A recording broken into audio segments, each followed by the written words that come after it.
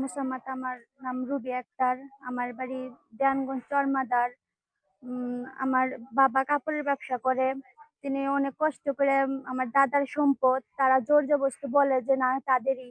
এজন্য তাদের পরিবারের সবাই তাদের ছেলে-মেয়ে ফরহাদ, ফারুক, ওসিম, হাশেম মৌলানা এরকম আরো অনেকে আছে তারা এসে আমাদের উপর হামলা চালায়। এবং কি আমার 2.5 লাখ টাকার গহনা ছিল সব মানে বাক্স-টাক্স ভাইঙ্গা তারা লুটপাট করে নিয়ে যায়। এবং কি সবার অনেকগুলো মহিলা আমার মা, আমার চাচী এবং কি আমারও সবারই গতরে হাত তুলছে। আমার বাবারও ইট দিয়ে অনেক ঢেলাইছে। আমার বাবা হার্ট অ্যাটাক করছিল, জামালপুর ভর্তি আছে এখন। তার পিছে অনেক টাকা লাগতাইছে। আমার বাবা অনেক কষ্ট করে ঘর-দর গুলা দিতেছে। এখন আমি সরকারের কাছে একটা আবেদন করি যাতে আমাদের এরকম এলাকায় যাতে এরকম আর ভাঙচুর না হয়, সবারই সরকার সাহায্য করে। সরকারের কাছে আমার একটা আবেদন, আমার বাপ চাচা করে এবং কি আমার আরেক চাচা আছে তারা বিদেশ থেকে টাকা পাঠাইছিল 8-9 লাখ টাকার মতো, তারাও সেটা বাক্স ভাঙ্গে তারা নিয়ে গেছে।